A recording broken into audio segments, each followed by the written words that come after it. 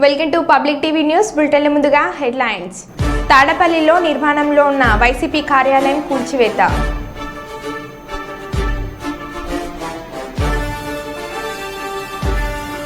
విమాననగర్లో క్షుద్ర పూజల కలకలం.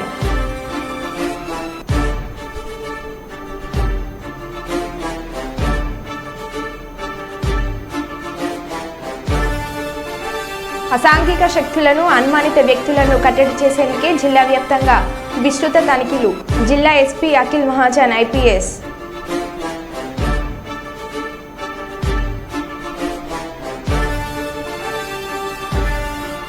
ఏటీపీలో మహిళపై ఎలుగుబంటి దాడి.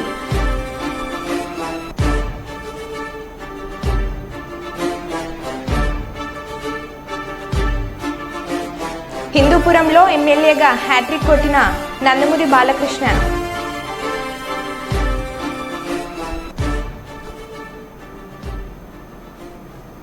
ఇక వివరాల్లోకి వెళ్తే, మేడ్చల్ జిల్లా వ్యాప్తంగా ఉన్న ప్రైవేట్, కార్పొరేట్, జూనియర్ కళాశాలల దోపిడీని అరికట్టాలని కోరుతూ టీఎన్ఎస్ఎఫ్ రాష్ట్ర కమిటీ ఆధ్వర్యంలో మేడ్చల్ జిల్లా ఇంటర్మీడియట్ కార్యాలయాన్ని ఎదుట ధర్నా చేయడం జరిగింది. ఈ సందర్భంగా టీఎన్ఎస్ఎఫ్ రాష్ట్ర అధ్యక్షుడు పర్లపల్లి రవీందర్, మల్కాజ్గిరి పార్లమెంట్ అధ్యక్షులు కందికుంట అశోక్ మాట్లాడుతూ మేడ్చల్ జిల్లా వ్యాప్తంగా విచ్చలవిడిగా ప్రైవేట్, కార్పొరేట్ కళాశాలలు, అకాడమీల పేరుతో విచ్చలవిడిగా ఫీజుల దోపిడీకి పాల్పడుతున్నాయని, ఇంటర్ విద్యలకి ₹1,00,000 చెల్లించే పరిస్థితులు నెలకొని ఉన్నాయని, ఫీజులను నియంత్రించడంలో రాష్ట్ర ప్రభుత్వం పూర్తిగా విఫలమైందని నిరసిస్తూ ఆందోళన నిర్వహించడం జరిగింది.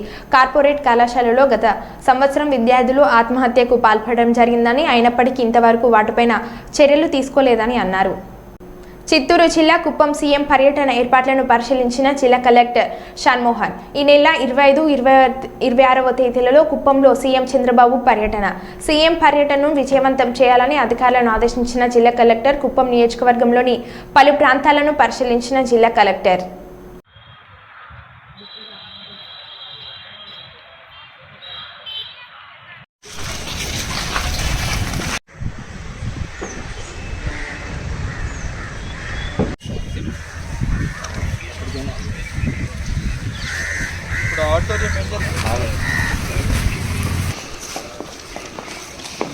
మనం అది పెళ్ళి చేసే చేయలేదు, అదే టేబుల్స్ బాగుంటుంది అయ్యా చేసేసి మధ్యలో అది యాక్చువల్లీ ఇట్ బి నైస్, కానీ మైక్ అన్నీ పెట్టాల్సి వస్తుంది. ఎట్లయినా దాని బదులు ఇది బెటర్ కదా అనిపిస్తుంది. ఇది కూడా బాగానే ఉంది. వెనకాల ఫ్లెక్సీ బట్టి రివ్యూ ఆఫీస్ వస్తుంది సార్ వాళ్ళు. తర్వాత ఆల్ స్టాఫ్ అంతే సార్, అంతే సార్. ఇప్పుడు ఏ లెవెల్లో ఉంటుంది? హెచ్ఓడీస్ ఉంటారు 50 మంది, 4 మండలాలు, 4 ఎంపీడీఓస్, మున్సిపల్ కమిషనర్స్, తర్వాత తహసీల్దార్స్, ఇంకా వాళ్ళు ఎవరైనా తెచ్చుకుంటే సపోర్టింగ్ స్టాఫ్.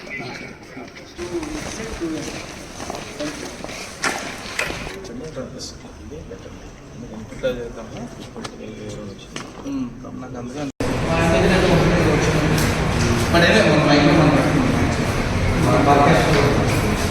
నాకు అందుకే పంపించగలరా?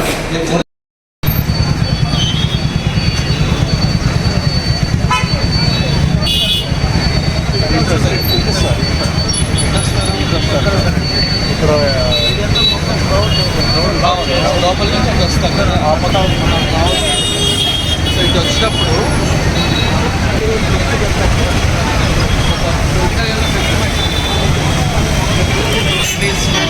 ఇక్కడ వరకు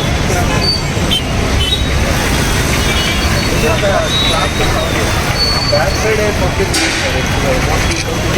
అదే సైడ్ మొబైల్ చేస్తాను.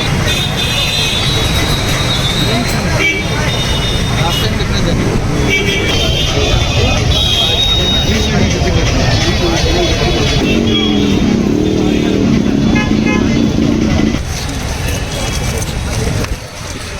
ఇలా కాకపోయింది. ఫ్రంట్లో మాత్రం పనిచేస్తున్నారు. ఫస్ట్లో ఏదైతే వెనక నడుస్తుంది చేసి పెట్టేస్తాం.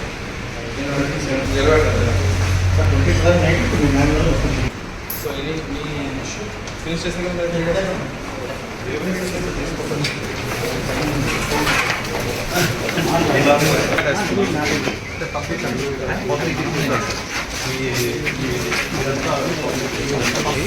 ఇటు పెడదాం ఫస్ట్.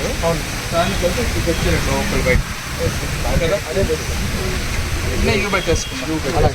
మీకు అర్థమైందా? ఒక మనిషిలో ఇద్దరు మనిషిలో పట్టేటట్లు బ్యారికేడ్ వేసుకొని ఇక్కడ యూటర్న్ తీసుకొని మళ్ళీ ఇట్లా బయట ఎగ్జిట్ పెట్టాలి.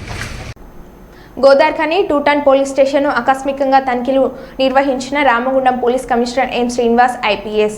గోదార్ఖని ఏసీపీ ఎం రమేష్, ఇన్స్పెక్టర్ రవీందర్ మొక్కలను అందించి ఆహ్వానం పలికారు. అనంతరం పోలీస్ స్టేషన్ చేరుకున్న పోలీస్ కమిషనర్ ముందుగా పోలీస్ స్టేషన్ ఆవరణలో అధికారులతో కలిసి మొక్కలు నాటారు. అనంతరం పరిసరాలతో పాటు పోలీస్ స్టేషన్లోని రిసెప్షన్ సెంటర్ సందర్శించి రికార్డులను పరిశీలించారు.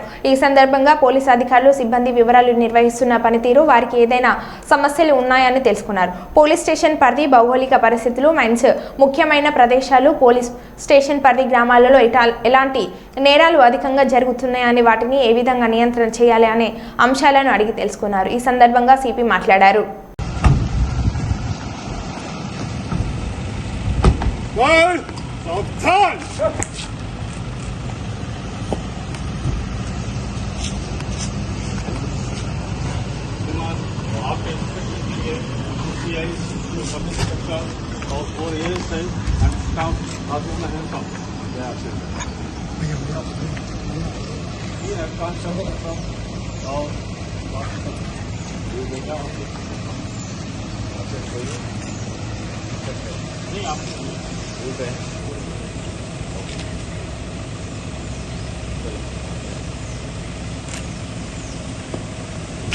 రాసుకుంటాం సార్. రాస్తే వాళ్ళు రాస్తారు సార్, లేకపోతే నేనే రాసుకుంటాను సార్. సిగ్నేచర్ తీసుకొని ఎస్ఎస్ఓ గారికి, లేకుంటే ఎవరు అవైలబుల్ ఉంటే వాళ్ళకి కలుపుతుంది సార్. ఎండర్స్ ఎక్కించిన తర్వాత ఎంట్రీ పెడతాను సార్. ఎంట్రీ పెట్టిన తర్వాత రిసిప్ట్ ఇస్తాను సార్.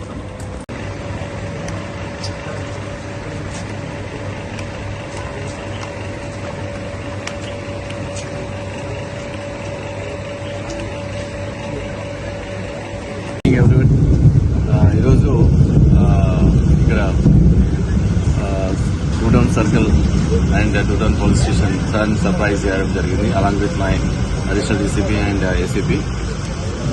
ఇక్కడ మనం ఎలక్షన్ తర్వాత కొద్దిగా పరిస్థితి ఎట్లా జరుగుతోంది, తర్వాత డయల్ అండర్కి ఎట్లా రెస్పాన్స్ అవుతున్నారు, ఎంత క్విక్గా మూమెంట్ అవుతున్నారు, తర్వాత కేసెస్ అన్నీ ఏ స్టేజ్లో ఉన్నాయి, తర్వాత వాళ్ళకి కావాల్సిన ఏమైనా గైడెన్స్ ఇంకా ల్యాకింగ్ ఉందా, కరెక్ట్గా అన్ని పెట్రోల్ కార్డ్స్ కానీ, బ్లూ కోడ్స్ కానీ, తర్వాత నైట్ పెట్రోలింగ్ కానీ, ఈ ట్రాఫిక్ మెయింటెనెన్స్ కానీ ఎలా జరుగుతుందని తెలుసుకోవడానికి, వాళ్ళకు ఏమైనా గైడెన్స్ అవసరం ఉంటే ఇవ్వడానికి, తర్వాత ప్రతి constable and head constable and ASI, SI వాళ్ళ పర్ఫార్మెన్స్ చూడడానికి ఇక్కడ రావడం జరిగింది. అండ్ మోరోవర్ ఇది కాకుండా రిసెప్షన్ అండ్ ఎలా రియాక్ట్ అవుతున్నారు, పబ్లిక్తో ఎలా ఇంటరాక్ట్ అవుతున్నారు, ఇవన్నీ వెరిఫై చేశాము. తర్వాత రికార్డ్స్ అన్ని చూసాము. రికార్డ్స్ ఆల్మోస్ట్ బాగానే ఉన్నాయి, ఇంకా కొంత అప్డేషన్ చేయాల్సింది. ఇంకా ఏదైనా ఇక్కడ కొన్ని ల్యాప్సెస్ ఉన్నాయని మేము ఆల్రెడీ ఇన్స్పెక్టర్కి చెప్పడం జరిగింది. ఇన్స్పెక్టర్ అన్ని కంప్లై చేస్తానని చెప్పాడు. అండ్ కమింగ్ డేస్లో law and order, visible policing అనేది టాప్ ప్రయారిటీ తీసుకుంటున్నాము. తర్వాత ఇప్పటివరకు అయితే కమిషనరేట్లో మొత్తం కేసెస్ పరంగా చాలా వరకు ఫైనలైజ్ అయినాయి. ఏదైనా సరే ఎనీ కేసు కూడా చాలా డీప్గా ఫైనలైజేషన్ కోసము విత్ ఇన్ ద షార్టెస్ట్ టైంలో ఫైనలైజ్ చేసి ఛార్జ్ షీట్స్ వేసి తర్వాత ఇవి కోర్టుకి సబ్మిట్ చేసి కోర్టు ట్రయల్ కూడా ఫాస్ట్గా చేసినట్టు చేస్తున్నాము. రీసెంట్గా జరిగిన సుల్తానాబాద్ కేసులో కూడా ఆల్రెడీ DNA ఫింగర్ ప్రింట్ అన్నీ అయిపోయినాయి. ఛార్జ్ షీట్ కూడా త్వరలోనే వేస్తాము. ఫాస్ట్ ట్రాక్ కోర్టు కూడా నిన్న అప్లై చేయడం జరిగింది. గవర్నమెంట్ నుంచి పర్సనల్గా ఫాస్ట్ ట్రాక్ కోర్టుకి నేను వెళ్ళడం జరిగింది. దానికోసము డీజీ గారు పర్మిషన్ ఇచ్చారు. అక్కడ నుంచి హోమ్ సెక్రటరీ కూడా పర్మిషన్ కోసం అప్లై చేస్తాం సెక్రటరియట్లో. త్వరలోనే మనకు ఫాస్ట్ ట్రాక్ కోర్టు వస్తే దాంట్లో కూడా ట్రయల్ కూడా స్టార్ట్ చేపిస్తాం. Okay, so for everything is good. Thank you. నా పేరు నందమూరి బాలకృష్ణ. హిందూపురం ఎమ్మెల్యేగా హ్యాట్రిక్ అని భారతదేశం రాజకీయ సినిమా పరిశ్రమ చరిత్రలో తండ్రి ఎన్టీఆర్ మరియు అతని కుమారుడు నందమూరి బాలకృష్ణ రాజకీయాల్లోకి వచ్చారు. మరియు అదే నియోజకవర్గంలో హిందూపురం నుండి 3 సార్లు శాసనసభ్యులుగా ఎన్నికయ్యారు. బాలయ్య ఈరోజు 3వ సారి ఎమ్మెల్యేగా ప్రమాణ స్వీకారం చేశారు.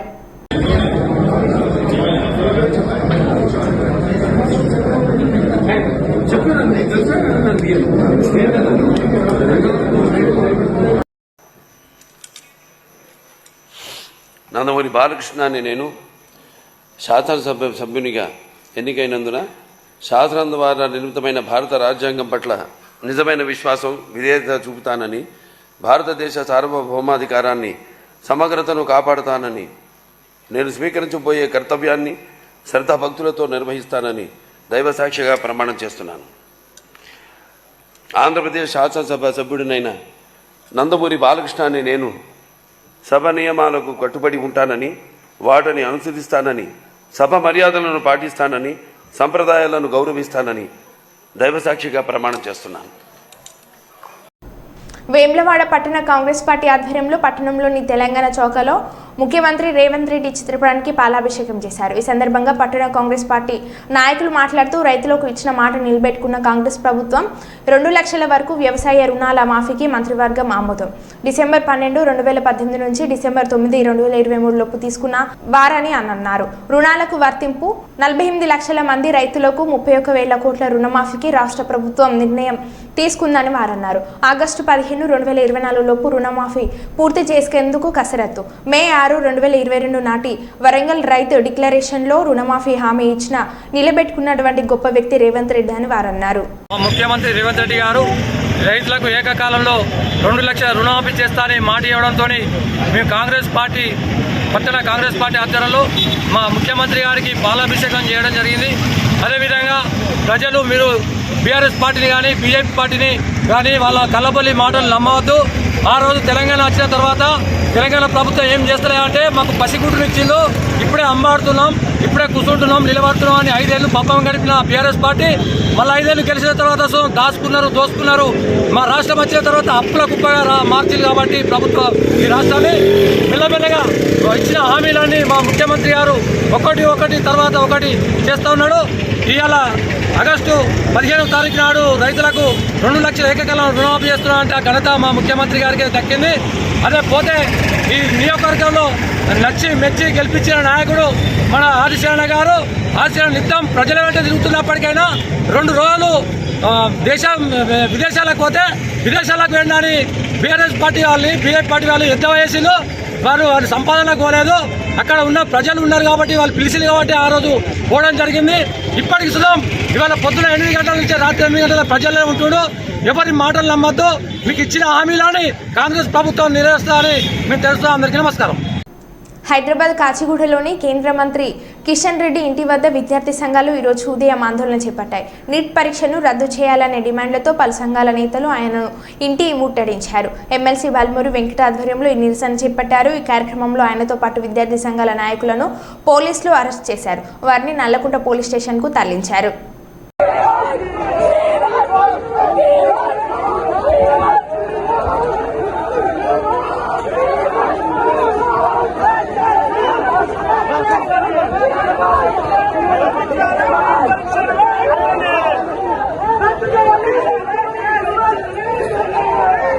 నర్సంపేట నియోజకవర్గం నెక్కొండ మండలంలో రైతు రుణమాఫీపై కేబినెట్ ఆమోదం తెలపడంతో హర్షం వ్యక్తం చేస్తూ సీఎం రేవంత్ రెడ్డి నర్సంపేట శాసనసభ్యులు దొంతి మాధవరెడ్డి చిత్రపటానికి క్షీరాభిషేకం చేస్తున్న నర్సంపేట పీసీసీ అధ్యక్షులు డోర్నకల్ నియోజకవర్గం కోఆర్డినేటర్ సొంటిరెడ్డి రంజిత్ రెడ్డి, నెక్కొండ మండల కాంగ్రెస్ పార్టీ అధ్యక్షులు బక్కి Ashok, market committee chairman Ravula Harish Reddy, youth Congress జిల్లా అధ్యక్షులు బండి శివకుమార్, కాంగ్రెస్ పార్టీ నాయకులు.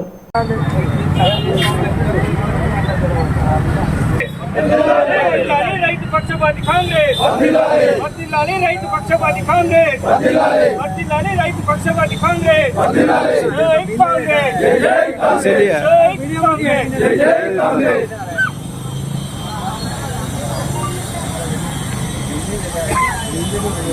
నర్సంపేట మాజీ శాసనసభ్యులు పెద్ది సుదర్శన్ రెడ్డి ఆదేశానుసారం నెట్ పరీక్ష పేపర్ లీక్ సమస్య పరిష్కారానికి భారత రాష్ట్ర సమితి విద్యార్థి విభాగం నర్సంపేట పట్టణాధ్యక్షులు దేవోజు హేమంత్ ఆధ్వర్యంలో నర్సంపేట పట్టణంలోని అమరవీర స్తూపం దగ్గర నిరసన వ్యక్తం చేయడం జరిగింది. ఈ సందర్భంగా బీఆర్ఎస్ నర్సంపేట నియోజకవర్గ నాయకులు సదిరం వినయ్ భాస్కర్ మాట్లాడుతూ విద్యార్థుల భవిష్యత్తుపై కేంద్ర రాష్ట్ర ప్రభుత్వాలకు చిత్తశుద్ధి లేదు, తక్షణమే కేబినెట్ సమావేశం నిర్వహించి నీటి నుంచి విత్డ్రా కావాలని డిమాండ్ చేస్తున్నాం, గవర్నర్ జోక్యం చేసుకొని రాష్ట్ర ప్రయోజనాలు కాపాడాలని డిమాండ్ చేస్తున్నామని అన్నారు.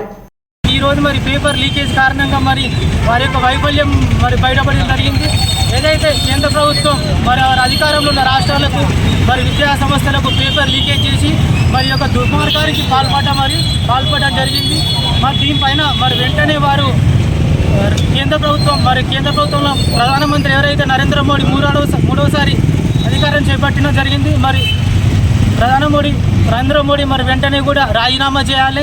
అదేవిధంగా కేంద్ర విద్యాశాఖ మంత్రి కూడా రాజీనామా చేసి మరి నీట్ విద్యార్థులకు వాళ్ళు తక్షణమే కూడా క్షమాపణ చెప్పాలి, మరి వైదొలగాలి అని చెప్పి తెలియజేసుకుంటూ మరి ఈరోజు నర్సంపేట డివిజన్ మరి పట్టణ బీఆర్ఎస్ ఆధ్వర్యంలో నిరసన ర్యాలీ నిర్వహించడం జరిగింది. అత్యంత సీనియర్ సభ్యుల్లో అయ్యన్న ఒకరు. అందరి ఆమోదంతో ఏకగ్రీవంగా ఎన్నిక కావడం సంతోషం. ఎన్టీఆర్ పిలుపుతో 25 ఏళ్ల వయసులో రాజకీయాల్లోకి వచ్చారు. 7 సార్లు ఎమ్మెల్యే, ఒకసారిగా ఎంపీగా ఎన్నికయ్యారు. ఏ పదవి ఇచ్చినా ఆ పదవికి వన్నె తెచ్చిన వ్యక్తి అయ్యన్న. 66 ఏళ్ల వయసు ఉన్న అయ్యన్న ఇప్పటికీ ఫైర్ బ్రాండ్. నీతి నిజాయితీ నిబద్ధతను పుణికించుకొని రాజకీయాలు చేశారు. ఉత్తరాంధ్ర అభివృద్ధికి ఎనలేని కృషి చేస్తున్న నాయకుడు అయ్యన్న గత 5 ఏళ్లుగా ఎన్నో ఇబ్బందులు ఎదుర్కొన్నారు. అయ్యన్నపై 23 కేసులు పెట్టినా అయ్యన్న రాజీలేని పోరాటం చేశారు అని సీఎం చంద్రబాబు అన్నారు. మిమ్మల్ని నేడు శాసనసభ అధ్యక్ష పదవిలో చూడడం చాలా సంతోషంగా ఉంది. అధ్యక్ష,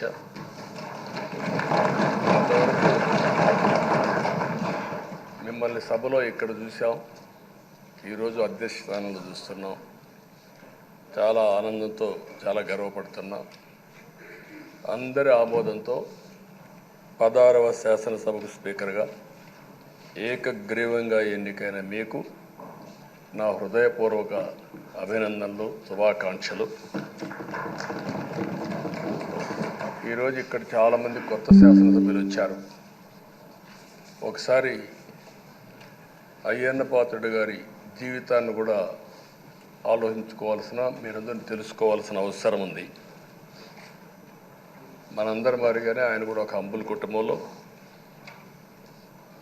1957 సెప్టెంబర్ 4వ తారీఖున ఉత్తరాంధ్రలో నర్సీపట్నంలో జన్మించారు. తల్లిదండ్రులు చింతకాయల వరహాల దొర చెల్లాయమ్మ గారు. యువత రాజకీయాల్లోకి రావాలని ఆ రోజు ఎన్టీ రామారావు గారు పార్టీ పెట్టిన మొదట్లో పిలిపిస్తే 25 సంవత్సరాల వయసుండే సమయంలో రాజకీయాల్లోకి వచ్చిన వ్యక్తి అయ్యన్న పాత్రుడు గారు. అక్కడి నుంచి 7 సార్లు ఎమ్మెల్యే అయ్యారు, ఒకసారి ఎంపీ అయ్యారు.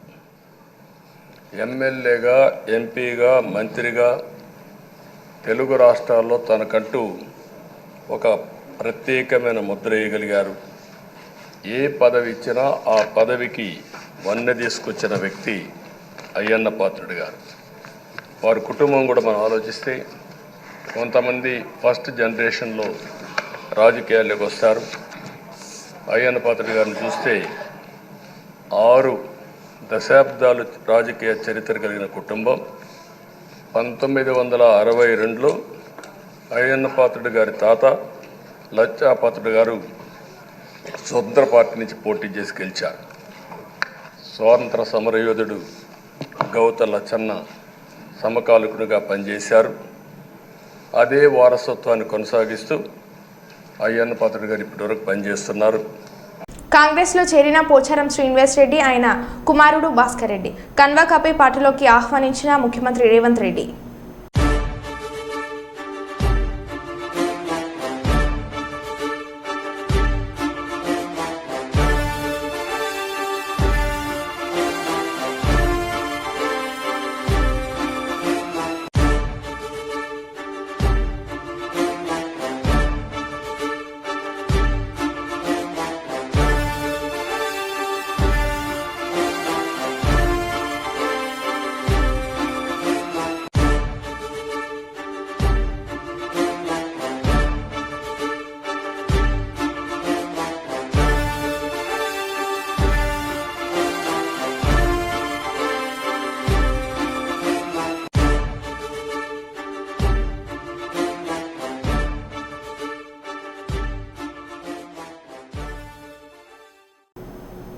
నిన్న జరిగిన తెలంగాణ మంత్రివర్గ కేబినెట్ సమావేశంలో రాష్ట్ర ముఖ్యమంత్రి రేవంత్ రెడ్డి తీసుకున్న నిర్ణయం తెలంగాణలోని రైతుల రుణమాఫీని ఏకకాలంలో చేపడతామని నిర్ణయించడాన్ని హర్షిస్తూ ఈరోజు జగిత్యాల జిల్లా కేంద్రంలోని ఎమ్మెల్సీ జీవన్ రెడ్డి నివాసం ఇందిరా భవన్లో Karimnagar MLC Jeevan Reddy, Telangana whip Dharmapuri MLA Adluri Laxman Kumar సంయుక్తంగా మీడియా సమావేశం నిర్వహించారు.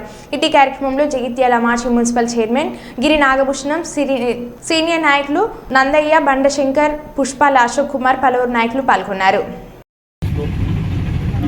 200 యూనిట్ల వరకు ఏదైతుందో గృహ అవసరాలకు ఉచిత విద్యుత్ సదుపాయమే కానీ, అంటే 10 లక్షల రూపాయల వరకు రాజీవ్ ఆరోగ్యశ్రీలో ఉచిత వైద్య సదుపాయమే కానీ, ఇల్లు లేని నిరుపేద వర్గాలకు గృహ నిర్మాణ కార్యక్రమమే కానీ కార్యక్రమాన్ని కూడా ఆరంభించేసింది.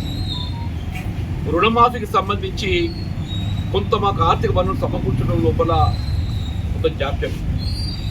ఇలా గౌరవ ముఖ్యమంత్రి రేవంత్ రెడ్డి గారు ఏదైతుందో మేము ఎన్నికల సమయంలో పేర్కొన్నాం, బిఫోర్ 15th of August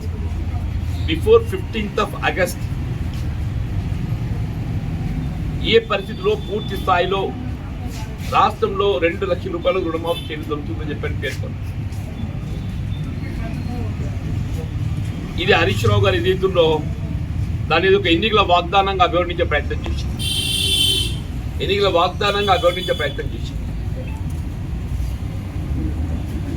ఒక స్థాయిలో మీరు అమలు చేస్తే రాజీనామా చేస్తారు కూడా. నేను చెప్తున్నాను హరీష్ రావు గారికి, నేను విజ్ఞప్తి చేస్తున్నా, మీ రాజీనామా పత్రం లేఖాన్ని ఏదైతుందో సిద్ధం చేసుకోండి. మీ రాజీనామా పత్రం ఏదైతుందో శాసనసభ సభ్యత్వానికి సిద్ధం చేసుకోండి. నిన్న రాష్ట్ర కేబినెట్ గౌరవ ముఖ్యమంత్రి గారు ఏదైతుందో 15th of Julyకి ఆరంభించి 15th of August లోపల 2 లక్షల రూపాయల వరకు ఏకమొత్తంగా రుణమాఫీ చేయబడింది. ఏకమొత్తంగా దాదాపు 31,000 కోట్లు అని చెప్పంటారు. నిన్న కేబినెట్ నిర్ణయం తీసుకొని వారు పేర్కొనడం ఇలా రైతాంగం పక్షాన హర్షం వ్యక్తం చేస్తుంది. ఇలా కేవలం రుణమాఫీకే పరిమితం కాకుండా ప్రకృతి వైపరీత్యాలతో ఎక్కడెక్కడైతే పంట నష్టపోయే పరిస్థితి ఏర్పడుతుంది, ఆ రైతాంగాన్ని పూర్తి స్థాయిలో పంట పరిహారం ఇప్పించబడే విధంగా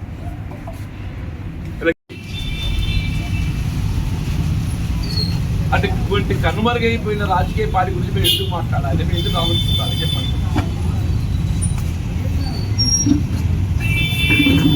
వాస్తవంగా రాష్ట్రంలో రేవంత్ రెడ్డి గారి ఆధ్వర్యంలో ప్రభుత్వం ఏర్పడ్డ తాడపల్లిలో నిర్మాణంలో ఉన్న వైసీపీ కేంద్ర కార్యాలయాన్ని సిఆర్డీఏ అధికారులు కూల్చివేస్తున్నారు. తెల్లవారుజామున 5:30 నుండి భారీ పోలీస్ బందోబస్తు మధ్య ప్రొక్రెయిన్లతో కూల్చివేత పనులు మొదలుపెట్టారు. వైసీపీ అధికారంలో ఉన్నప్పుడు తాడపల్లిలోని 2 ఎకరాల్లో పార్టీ కార్యాలయ నిర్మాణం ప్రారంభం అయింది. అయితే నిర్మాణం అక్రమం అంటూ గతంలో సిఆర్డీఏ అభ్యంతరం వ్యక్తం చేయగా వైఎస్ఆర్సీపీ కోర్టును ఆశ్రయించింది.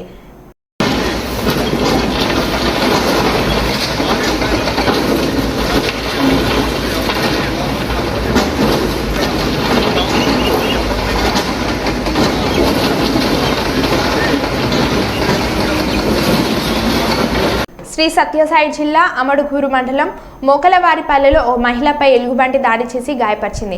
నారాయణమ్మ అనే మహిళ ఉదయం బహిర్భూమికి వెళ్లి వస్తుండగా ఆకస్మికంగా ఆమె మీద పడి ఎలుగుబంటి గాయపరిచింది. గుర్తించిన స్థానికులు ఆమెను రక్షించి కదిరి ప్రభుత్వ ఆసుపత్రికి తరలించారు. విషయం తెలుసుకున్న ఫారెస్ట్ డిప్యూటీ రేంజ్ అధికారి హరిప్రసాద్ ఆమెతో పరామర్శించారు. మాట్లాడి పూర్తిగా సమీపంగా ఉన్నప్పుడే ఎలుగుబంట్లు దాడి చేస్తుంటాయని, వన్యప్రాణులు ఎదురైనప్పుడు ఏ విధంగా వ్యవహరించాలో ఆయన వివరించారు.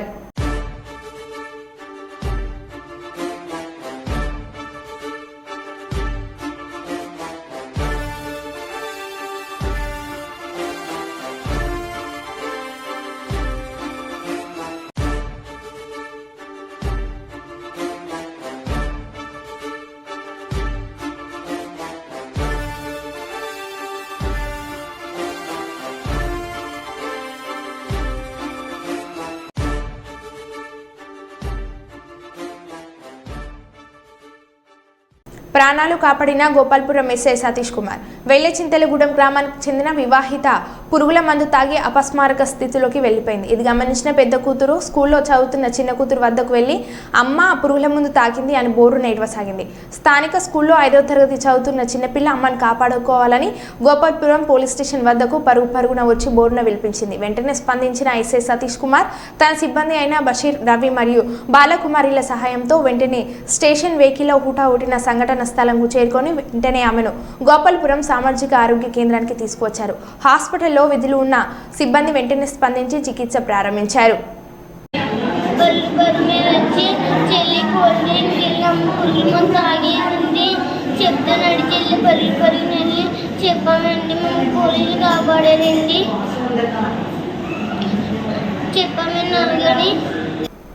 మరో బులెటిన్లో మళ్ళీ కలుద్దాం. Stay tune.